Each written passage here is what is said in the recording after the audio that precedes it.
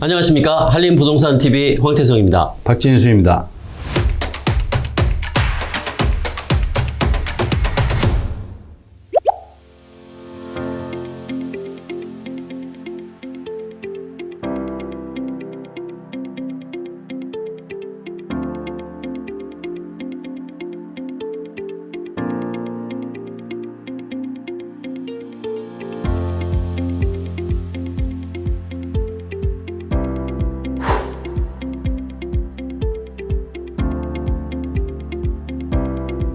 건축비 아까 얘기했었잖아요. 네. 가격이 15% 이상 상승된다. 이런 경우는 극히 드문 현상이에요. 우리가 이제 일반 건설 도급 계약서의 표준 건축비에 보면 건축비가 연내에 5% 이상의 상승되는 에스컬레이션이 5% 이상이 상승이 되면 사실은 건축 도급공사에 대한 부분을 합의해서 재계약하게 돼 있어요. 이제 우리 법에도. 근데 사실 뭐 민간인가 민간건설사가 도급계약을 하는데 관에서 시행하는 것처럼 하지는 않거든요. 그래서 이제 이런 부분들이 좀 불거지는 건데 사실 5%만 해도 상당한 거예요. 1,000억 공사비에서 5%면은 50억이거든요. 그러면 우리 건설사들이 건설공사의 이익을 얼마를 보냐면 요새 3% 정도를 봐요. 3%. 3%에서 5%. 그러면 이익을 다 깎아먹는 거야. 네. 제로 게임 되는 거죠. 이제 그러한 어떠한 좀 상식적인 선을 놓고 봤을 때 가격이 여기서 15%다. 이거는 굉장한 거예요. 하이자재, 창호, 유리, 합판, 마루, 뭐 알루미늄 30% 이상. 여기에는 이제 자재비 상승 부분도 있겠지만 인건비 상승. 그러니까 인건비 상승은 왜 오는 걸까요? 인건비는 말 그대로 사람에 대한 일에 대한 대가를 지급하는 게 인건비 아닙니까? 사람에 대한 문제 아닐까요? 지금 우리 대한민국의 대학 진학률이 80%가 넘어가요. 젊은 청년들이. 그러면 이 젊은 청년이 고등학교를 졸업해서 80%가 넘어가는 인력들이 건설 현장 가가지고 힘든 일을 하려고 그래요? 저도 이제 아들, 딸들이 사회생활을 하고 있겠지만 대학 졸업해서 가서 저 거푸집 만들고 창호 유리 붙이고 하는 일을 이 사회에서 박수치고 이렇게 반겨하나요? 쉽게 나설기도 어렵고 경우의 수가 좀 적네요. 그러니까 결국은 인건비 상승이라는 것은 인적 자원이 없다는 얘기거든요. 그래서 지금 대부분의 건설 현장에서는 외국 노동 인력을 썼단 말이죠. 그죠? 우리가 동남아시아에서 들어오는 인력, 중국에서 우리 동포들이 와가지고 이 어려운 부분들을 이제 채웠어요. 그런데 지금 코로나로 인해서 다 본국으로 돌아가고 또 이제 들어오는 절차도 복잡하고 비자 내기도 쉽지가 않아요. 그죠? 네. 우리도 지금 해외 나가려면 여러 가지 복잡한 일들이 있습니다. 그래서 그러한 인력들 난으로 인해서 인건비도 올라가고, 그죠? 여러 가지 복합적인 부분들이 있는 거예요, 이게. 그래서 우리가 이런 걸 이렇게 개편한다라고 해서 인건비가 내려가고 자재비가 내려가고 뭐 이런 건 아니에요. 그렇지만 이러한 노력을 함으로 인해서 일부분의 급한 불은 이제 끌 수는 있겠죠. 네. 그래서 가시적으로 보면 이러한 인건비 부분을 낮추려면 인적 자원들이 한국으로 잘 들어올 수 있게끔 그러한 것들을 개선을 좀 해야 된다라는 얘기죠. 그죠? 네. 비자 문제라든가. 그 다음에 동남아시아에서 한국으로 들어오는 이런 노동 인력들을 교육시키고 인적을 양성을 해서 프로그램이나 국가적으로 외교부나 이런 쪽으로 해서 해외에서 기술사관학교라든지 저희 이제 한림건축에서 동남아 진출해서 하려고 하는 드림 중에 하나가 뭐죠? 그 기술사관학교 하나 만드는 거 아니겠습니까? 그래서 우리도 지금 설계업계의 인건비 상승이 150% 정도 됐어요. 그렇지만 한편으로 우리가 수주해오는 금액은 그대로예요. 근데 그러다 보니까 설계 분야도 굉장히 지금 힘든 과정을 겪고 있습니다. 이게 꼭 이 부동산 분야만이 아니에요. 그죠? 되게. 그래서 저희도 지금 뭐 프놈펜에다가 인력을 한 30명 뽑아서 한국의 도면을 그릴 수 있게 한번 교육을 시켰더니 한 1년 교육 시켰더니 각자 사무실 차려서 이제 나가버리는 거예요. 이제. 우리가 이제 그러한 동남아시아 젊은 청년들의 어떤 그런 것들을 못 읽은 거죠, 이제. 그래서 이런 해프닝도 있어요. 그래서 그러한 것들이 종합적인 부분하고 믹스가 돼 간다. 이게 결국은 자유시장 경제에 보이지 않는 카테고리다. 네. 저는 이렇게 좀 해석을 하고요. 이제 뭐 자재 얘기도 나왔고, 분양가 상한제 얘기도 나왔고, 뭐 기타 비용을 산정하지 않았던 걸 확대해서 해주겠다. 이것은 결국 시장에 억눌려져 있는 분양가를 높여줘서 주택 공급을 높이겠다라는 거죠. 주택 공급을 할 수 있게끔 원활하게 행정을 지원해 주겠다라는 거잖아요. 그죠? 네. 자, 그러면 공급을 늘리는 역할이 됐으면 좋겠는데 건축자재비가 또 발목을 잡았어요. 그래서 뭐 둔촌 주공 아파트가 지금 공사비 분쟁이 있어서 소송까지 또 지금 가고 있는데 이제 이 부분들은 둔촌 주공도 그렇고 강남에 이제 뭐 개나리 기타 등등 재건축 아파트들이 불과 7, 8년 전만 해도 분양가가 낮았고 그래서 이거 조합 아파트가 사업을 못 했었어요. 그 이유는 분양가가 낮았기 때문에 그래. 그래서 하고 싶어도 조합은 분담금이 많아서 못 했다는 얘기예요. 네. 근데 불과 지금 문재인 정부 5년 만에 분양가가 2배씩이나 뛰어버렸어요. 2배씩이나. 근데 그거를 묶어놨죠. 분양가 상한제로. 그랬음에도 불구하고 분양가 상한제는 인근 주변에 분양했던 가격의 일정 비율, 뭐 한 10% 정도의 비율로 계속 상승을 시켜주게 돼 있거든요. 네. 한꺼번에 묶는 건 아니지만 그래서 그걸로 인해서 조금씩 분양가가 올라갔단 말이죠. 그래서 사업이 되기 시작한 거예요. 그러니까 하루아침에 올라간 게 아니고 그래서 시장에서 분양가가 올라가는 상승 요인이 있었기 때문에 재건축 사업이 된 거예요. 그래서 둔촌주공 같은 경우에는 그 전에 할 수가 없었어. 분담금들이 너무 많아서.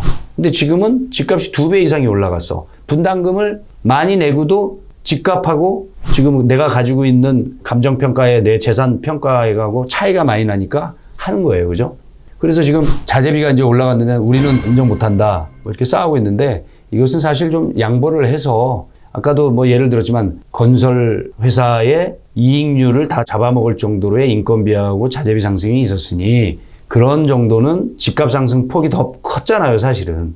그런 부분을 좀 양보를 해서 서로 합리적인 방안으로 합의를 해서 가야 되는 거죠. 근데 이게 이렇게 해서 이제 결국은 이게 소송으로 가고 뭐 이렇게 되면 누가 손해냐? 결국은 조합 운영비, 조합원 이자 이게 늘어나죠. 하다못해 이기더라도 그 기간 안에 만약에 지금 경제적으로 이게 어려운 상황이 오는데 집값의 하락 요인이 오면 어떡할 겁니까? 지금 집값이 갭이 커서 뭐 그렇다고는 치지만 집값의 하락 요인이 와서 지금 이자 올라가죠? 뭐 입주해가지고 살다가 또 팔고 갈 수도 있잖아요. 그런 기간을 3년, 5년 늦추면 늦출수록 결국 손해는 누가 보느냐? 조합원이다 이거죠. 그래서 이런 부분들은 잘 좀 협의가 돼서 갔으면 좋겠는데 이런 것들이 좀 거시적인 면에서 봤을 때 해결이 좀 빨리 됐으면 좋겠다.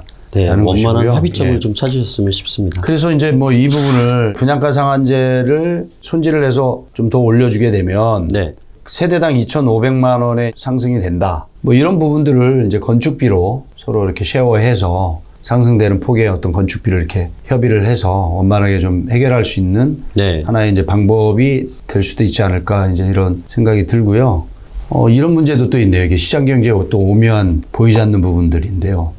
우리가 9억 이상의 아파트를 분양을 하게 되면은 9억 이상은 LTV하고 DTI하고 DSR 등 보통 9억 원 이하는 40%. 예. 그죠?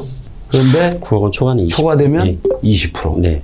그러면 이제 분양이 나왔는데 현금을 9억짜리 집에 98에 72, 7억 2천이 있어야 20% 대출 안고 이 집을 사는 거예요. 그죠? 그전에는 40% 대출을 받을 수 있었는데 또 이러한 분양을 받고자 하는 실수요자들의 애로점이 또 생기네요. 그죠? 네, 그렇습니다. 그러니까 참 규제를 하자니 또 이렇고 규제를 안 하자니 또 저렇고 뭐 그래서 규제와 완화의 정책이 잘 쓰여져야 되는데 그죠? 그래야 시장 경제에 미치는 영향이 되도록이면은 좋은 방향으로 갈 수 있는 건데 이제 이런 부분이 있다라는 것이 또 기사로 또 나왔습니다. 그래서 지금 아까 뭐 투기과열지구 조정을 했다. 그래서 대구 수성구, 대전 동구 등 해가지고 6개 시군구 여기가 지금 굉장히 핫플레이스였어요. 대구 수성구는 모델하우스만 오픈하면은 분양이 완판이 되는 기이한 현상들이 있었는데 근데 이 대구가 급냉을 하고 있습니다 지금. 예. 그리고 그동안 보급된 주택 가구 수가 10만 가구가 가까이 된다고 하고 앞으로 또 분양되는 게 또 한 10만 가구 이상 올해하고 내년까지 물량이 있답니다. 그러면 이제 이게 옛날에 입주 대란이니 뭐 이런 얘기 있었잖아요. 네. 그러니까 집값은 입주할 때에 입주자가 보통은 잔금을 20% 내지 이제 30%를 내고 들어와요. 그 다음에 투자를 하신 분들은 이걸 이제 전세로 돌리면서 잔금을 치르고 이렇게 들어오죠. 그런데 집 가격이 내가 5억을 분양을 받아서 집값이 프리미엄이 붙어서 뭐 5억 5천이든 6억이든 이렇게 형성이 되면 입주 문제에 큰 문제 없이 이제 넘어갑니다. 그런데 이제 마이너스 P가 붙게 되면 분양 가격보다 마이너스 피가 붙게 되면은 입주에 큰 문제가 생기기 시작해요. 네. 그래서 이게 집단 민원화되고 중국 내주지 말라 그러고 그다음에 입주자 대표 회의가 만들어져서 기타 등등 이제 요구하는 사항들이 많아지고 그래서 이제 이게 사회적인 이슈가 되기도 합니다. 그래서 이제 그러한 현상들이 지금 대구에 벌어질 수도 있다라는 우려가 있죠. 대구뿐만 아니라 대전, 경남, 뭐 울산, 포항, 뭐 기타 이상하리만큼 그 풍선 효과 때문에 지방 시장이 핫했어요, 그죠? 네. 이러한 시장에 분양이 안 되고 그러다 보니까 완화를 해주겠다라고 하는데 이미 우리가 그 전에 공급이 답이다라고 그랬죠. 그래서 공급이 많아지면 자연스럽게 분양가는 조정이 될 것이다. 네. 우리가 그 얘기를 했어요. 그걸 뭐 국가에서 규제를 안 해도 지금 멈칫멈칫해요. 그 이유는 뭐예요? 공급이 그동안 많았다. 그래서 좀 쉬어가야 되는 거 아니냐라고 오히려 사업 시행자나 건설사들은 지금 그러한 것들을 지금 보고 있습니다. 시장 동향을 지금 보고 있는 중이에요. 자, 그러면 어쩔 수 없이 가야 되는 사업장들이 있습니다. 그게 뭐냐면 토지 매입해서 사업 승인 내고 프로젝트 파이낸싱 한 거, PF 한 사업장들은 가야 돼요. 안 갈 수가 없어요. 네. 예. 그래서 이제 오픈들은 하고 하는데 자연스럽게 아마 이건 이제 미분양으로 날 거고 미분양이 나게 되면 이런 사업장들은 관리사업장으로 이제 돼서 나중에 재분양을 할 때 10%, 20% 이제 세일 분양을 하게 돼요. 이제 그러면 집값이 떨어지는 거죠. 이게 시장 경제 원칙의 즉 수요와 공급자 간에 보이지 않는 법칙이다라고 이제 보고 있고요. 저는 이제 그러한 시장의 흐름을 현장에서 느끼고 있습니다. 그래서 이거 풀어준다고 해서 과연 공급이 또 많아질 것이냐? 그거는 아니다. 그렇지만 묶어두는 것보다는 네. 예. 그러니까 묶어뒀을 때는 이제 급냉을 하겠죠. 이제 그렇지만 이렇게 풀어주면 어떻게든 지금 공사비가 올라갔죠. 아까 얘기한 대로 PF를 한 사업장들이 분양가를 정해졌어요. 분양가 상한제에 의해서. 그다음에 공사비는 15%, 20% 올라갔어요. 아까 예시를 해줬죠. 네. 3만 평 100만 원이 올라갔어요. 100만 원. 50만 원만 올라가도 150억. 아파트 개발 사업의 이익금을 다 갉아먹었어요. 그러니까 갈 수가 없죠. 그러면 분양가를 올려주면 가겠지. 그렇지만 분양가 올려준다고 분양이 돼야 되는데 분양이 되겠어요? 이게 넌센스예요, 넌센스. 그래서 그러한 시장의 지금 흐름이 있다라고 보시면 되겠고요. 그래서 뭐 세종 빼고 지방 투기 과열 지구 모두 해제한다고 그랬는데 이미 뭐 이제 투기 과열 지구는 뭐 이렇게 표현하기에는 지방 시장이 그렇게 썩 좋은 시장은 아닙니다, 지금. 그래서 부동산 규제 더 풀어서 3구 악재, 뭐 시장 경착륙 불가피하다 그러는데 이제 이런 것들이 빨리 이제 대책이 좀 가져야 되거든요. 네. 시장이 급냉이 돼서 부동산 시장을 다시 활성화하기 돌이킬 수 없는 또 시장으로 떨어질 수도 있거든요. 그래서 지금 빨리 완화 정책을 적재적 시에 펼쳐야 되는 부분들이 있어서 그런 부분들이 지금 국회나 뭐 이런 쪽에서 이러한 시장 동향을 서로 잘 맞춰가면서 네. 빨리빨리 좀 발맞춰서 완화 정책을 좀 펴가면서 시장의 동향을 한번 바라보는 것이 어떻겠느냐라는 것이 우리들의 의견입니다.